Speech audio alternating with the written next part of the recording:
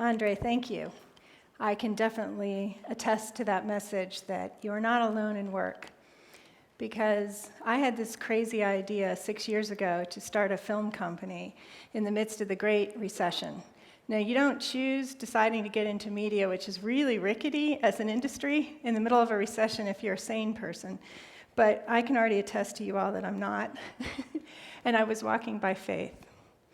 And at the same time, I was joining a new church plant. And my pastor said to me, you know what? We need a book for women at work. And I said to him, no way. And he goes, oh, I'm going to lean on you. I'm going to put godly pressure on you to write this book. And I said, there is no time. I am drowning. Well, guess what? God had his back, and I had to go on to write a book about women in work while I was being tested in absolutely every front about work. And so, Andre, I really resonate with that. I was sitting in the front row, and that is a lesson that I fully embrace. And there have been times when I have been in the daily routine of work, and I get in bed at night, and I'm like, today, Lord, there was a roof over my head, and today there was food in my belly. You have promised, and you have been faithful for today. We don't know what tomorrow is going to be, but I'm trusting you for tomorrow like I trusted you for today. But in writing a book about women in work, this is the third one I've done. None of my books have ever been my idea. Other people have always told me things that I needed to write. So I was experienced enough to know, oh, I'm going to be tested on this subject. And so part of me was like, I don't want to write that. This is hard enough as it is. So the day I handed in the manuscript for my book, my colleague, who'd been working with me for 3 years at that point, came to me. She'd dated a guy during this time period. She'd gotten married during the time period.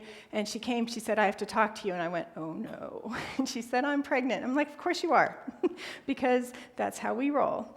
And so 9 months later, she gave birth to her daughter, and I got the first copy of my book, and we're both like, look at our babies. It's so great.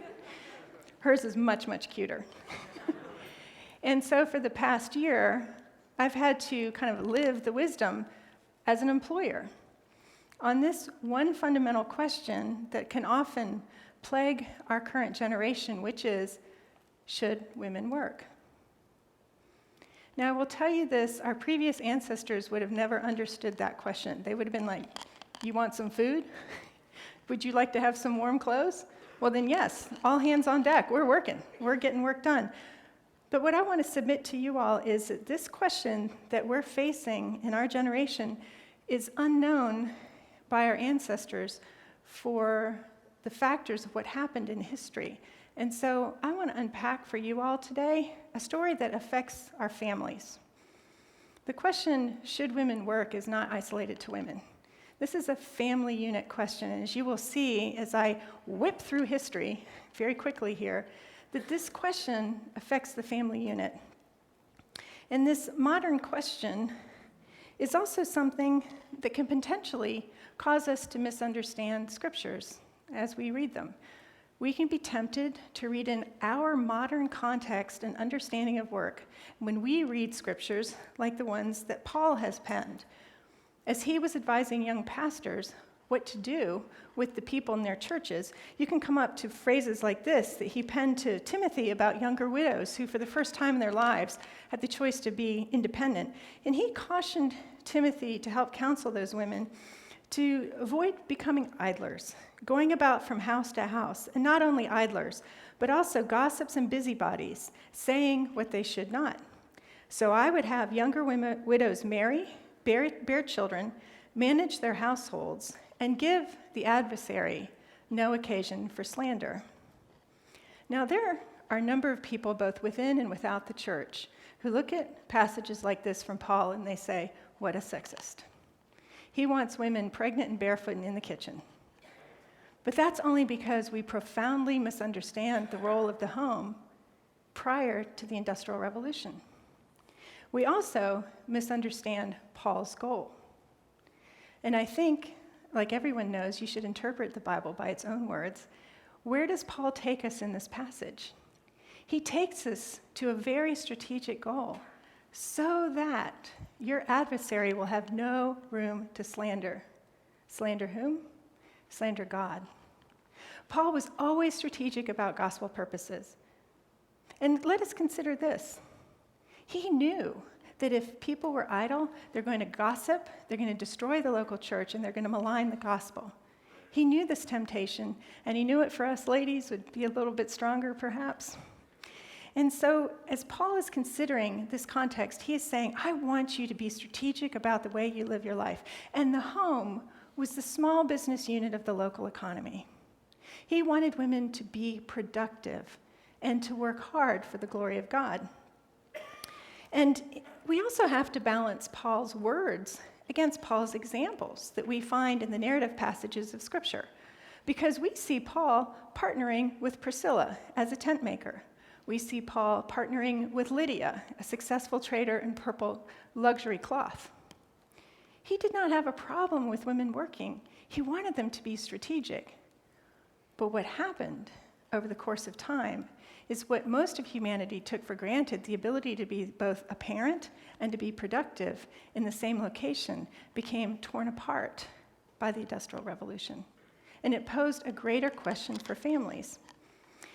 And so the first third of my book is all about this history, which I'm going to whip through here and probably confuse a few people as I do to try to condense it all. But there's an importance to understand the first century Rome and the church, because some of the same challenges that face our culture today face their culture.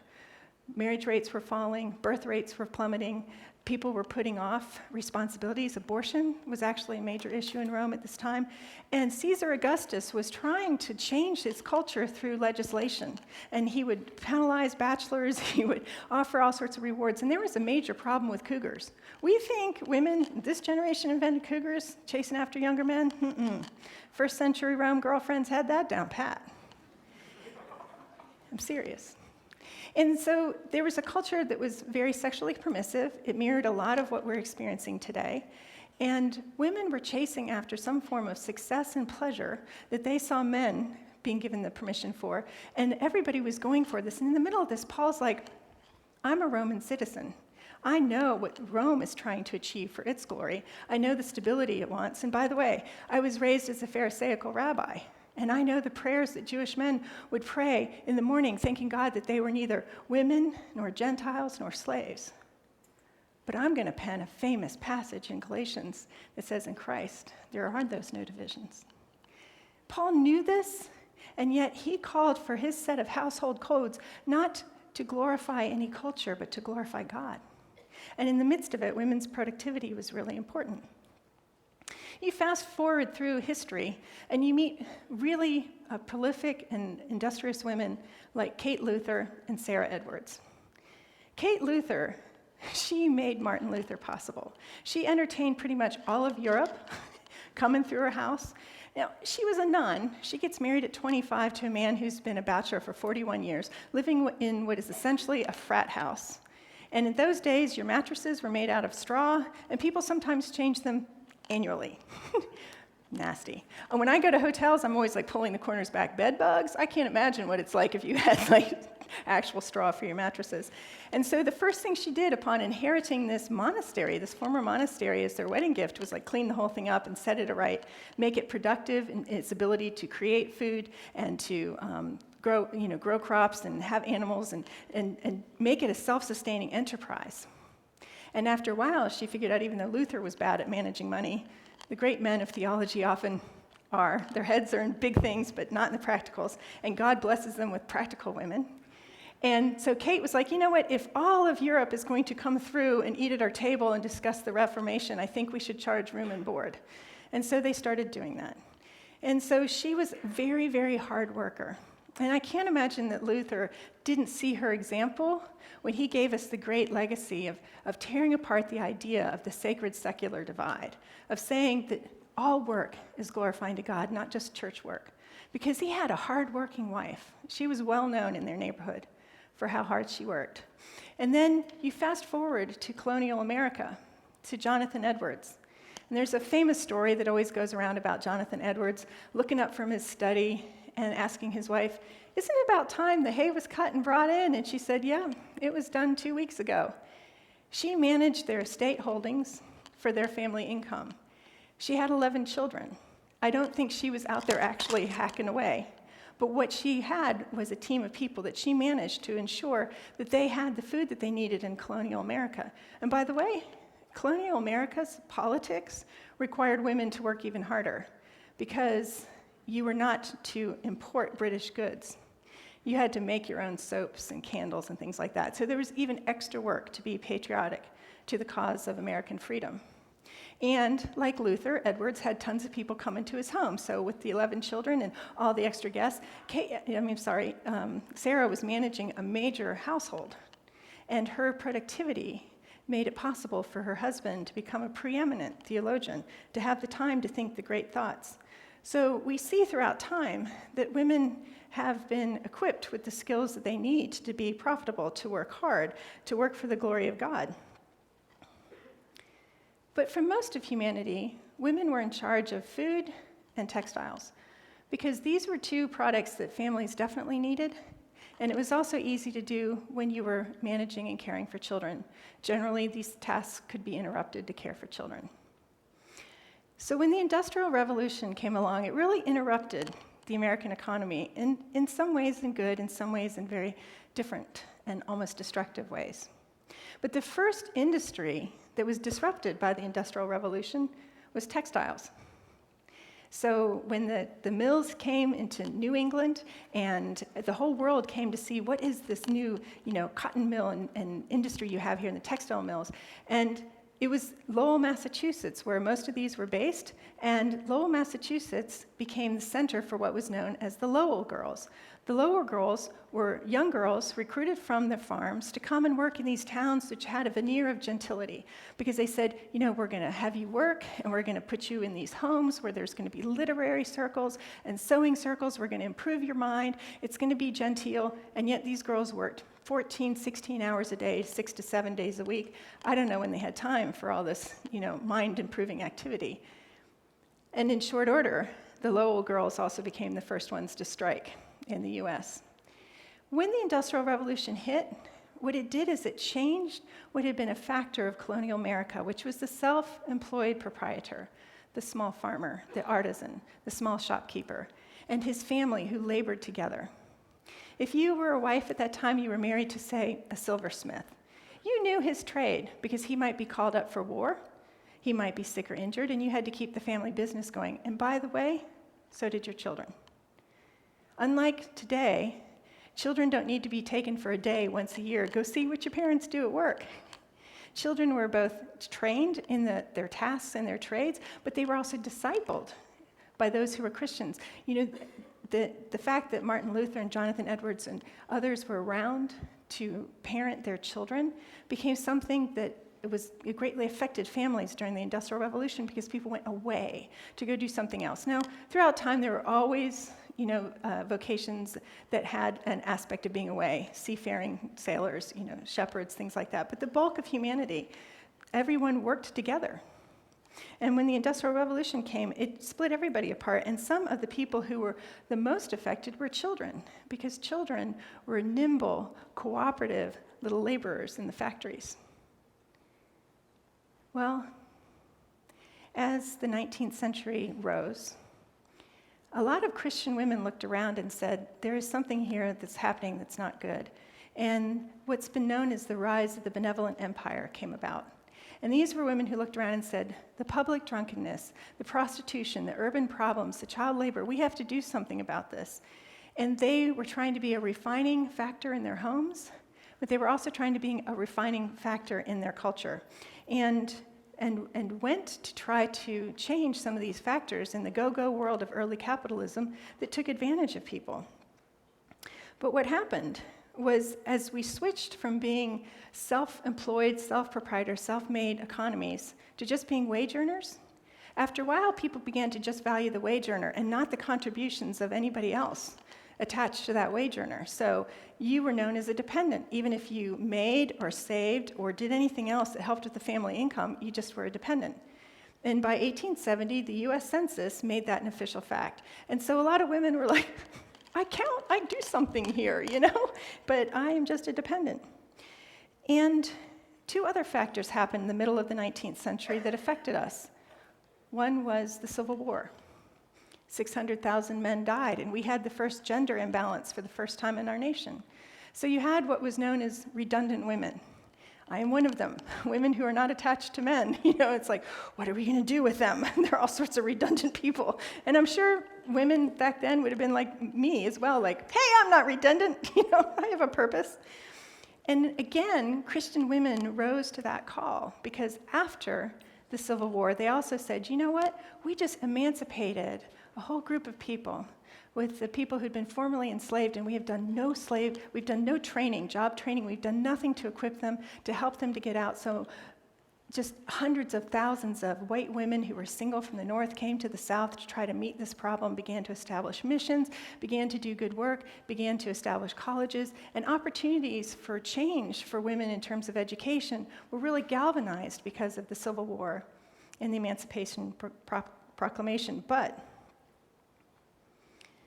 there were still significant challenges.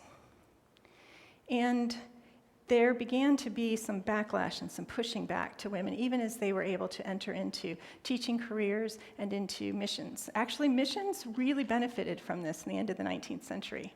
Lots of women established missionary groups, and it was a fascinating time. And so we enter into the 1920s, and what happens is that industry has discovered the female consumer. All of a sudden, they had new abilities to create stoves and refrigerators and change things that were amazing. The 1920s was the rise of mass media, and people were like, this is fantastic. And there was one savvy woman that said, oh yeah, well, I'm going to help advise corporations on how to reach women. I'm going to have a test kitchen. We're going to test these new products. And she wrote a book called Marketing to Mrs. Consumer, to connecting business people to female home workers, and she was smart. But what happened is the home began to turn in the 19th century from a place of productivity into the 20th century of a place of consumption. So even today, when we think about our homes, we tend to think of them in terms of the television design shows, the ones where you have people come in and your taste is stunk, but we've brought somebody else in here to fix you, and now they're going to come in and see you, the new improved you in your home, and be like, this is so amazing. And that reaction in design shows in the industry that I work in is called the reveal. They want to make sure you get the most hysterical people for the reveal, so it's like, you are so much better as a human being because your design is so much better now. And that message of materialism began to really permeate the 20th century. But women who were entering into the workforce by the 1920s were whipsawed by the 1930s. Because when the Great Depression came, it became very, very frowned upon if a woman held a job when a man didn't.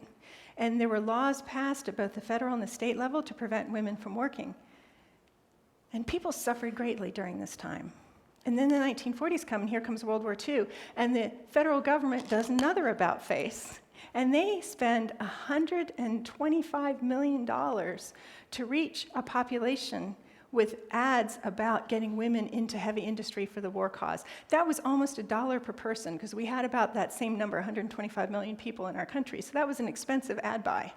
And it got people into the industry to work. And then there were still funny little commentaries. So this May 1942 Business Week article was like, we found that women are 50 to 100% more accurate at wiring airplane panels than men because of their ability for a greater attention to detail. And it's like, wow, people have capacity. And then here comes the new 1950s. Now, we have built this incredible manufacturing capacity. We have a growing mass media, and we need to create a new normal. And our new normal, is about to run out of time. I'm sorry, folks, I just saw my time. I'm going to fast forward you very quick through time. 1950s, consumerism. You're going to be fulfilled through the products you buy. 1960s, women saying, I'm not fulfilled by this. I'm going to be fulfilled in my career. 1980s, women saying, hold on a second, we can't do both, and an argument about whether or not we're going to do follow the path of men, or we're going to radicalize the path of women and sequence women's lives. And unfortunately, the sequencers lost, and if they hadn't, we'd be better off. The sequencers said women's lives are different from men's because women have a fertility window that's different from men. They lost that argument, and today we live with the legacy of the mommy wars and this question and policies and businesses that aren't family friendly for either men or women. But I will leave you with this one thought because I don't have time to develop it. Christians have an answer to this confusion. And it is found in Matthew 25 in the parable of the talents. We're not responsible for what we've received from the Lord. We are responsible for investing what we have received and multiply it for his glory. The time, the talent, the treasures, the opportunities, and the relationships, which means that women who look at their lives saying, which of these gifts am I supposed to invest now? Husband, children, job opportunities, ministry opportunities, how do I do it? You consider the whole arc of a woman's life, and that's where we fall apart in our conversations. We only talk about the first half, not the second half. And it takes wisdom to say, Lord, how do I steward the entire arc of my life, and when do I make which things a priority? And that's a family discussion that needs the wisdom of everyone in the family to consider it. And it means that one woman's life is going to look very different from the woman's next to hers. But our goal is to enter into the joy of our master because we have invested well. So the issue of working is very real, but it's done for the glory of God.